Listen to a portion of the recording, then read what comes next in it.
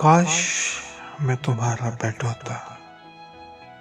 آج کل دماغ کو نہ جانے کیا ہو گیا ہے، سوچوں کا تسلسل ہے جو چلتا رہتا ہے۔ میرے خیالوں کی پرواز تم سے شروع ہو کے تم پہ ہی ختم ہو جاتی ہے۔ بڑی عجیب عجیب باتیں سوچتا ہوں کہ تمہارا بیڈ کتنا خوش نصیب ہے، جس پہ تم روز سوتی ہو اور وہ تمہارے وجود کو سنبھالے رکھتا ہے، جادو بھرے گداز بدن کی خوشبو سے مہکتا رہتا ہے۔ تم اس پہ بیٹھ کے جب سوچتی ہو تو وہ تمہیں دیکھتا رہتا ہے، تمہارے حسن کے جلووں سے فیض یاب ہوتا رہتا ہے، تمہاری آواز سنتا ہے، تمہارے سارے جذبات کو خود میں سمو لیتا ہے،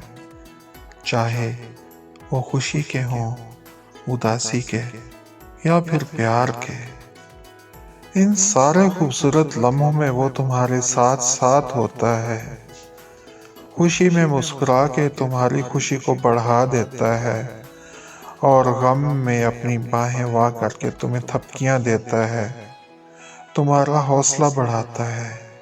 پیاس سے تمہیں اپنی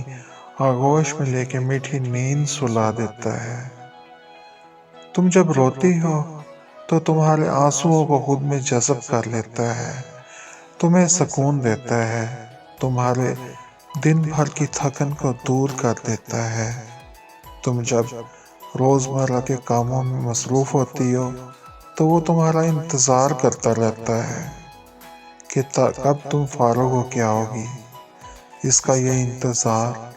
اس یقین کے ساتھ ہوتا ہے کہ تم ضرور آؤ گی، اور تم یہ یقین کبھی نہیں توڑتی۔ روز ہی تھک ہار کے بیڈ پہ آ جاتی ہو، وہ تمہارا استقبال کرتا ہے، تمہیں اپنی نرم و گرم آغوش میں لے کے سلا دیتا ہے، ساری رات وہ تمہارے نازک بدن کا بوجھ بڑی خوش دلی سے اٹھائے رکھتا ہے، تمہارے خوابیدہ حسن سے لطف اندوز ہوتا ہے، تمہارے کھلے گھنیرے بالوں میں ہاتھ پھیرتا رہتا ہے، رات بھر تمہاری کروٹیں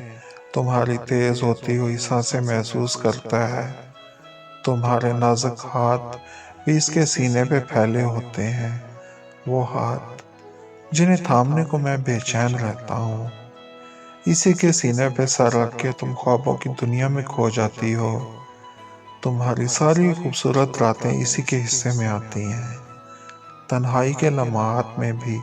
وہی ساتھ ہوتا ہے۔ ہر صبح آنکھیں ملتا ہوا سورج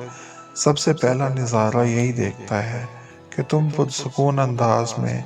اس بیڈ پہ محو استراحت ہوتی ہو، اور جب بیدار ہوتی ہو تو تمہاری توبہ شکن انگڑائیاں بھی اسی بیڈ کے حصے میں آتی ہیں۔ تمہارا بیڈ کتنے قریب ہے تمہارے، کیا کیا دیکھتا ہے یہ اسے ہی پتا ہے۔ بہت کچھ ایسا بھی ہے جو میں لکھ نہیں سکتا،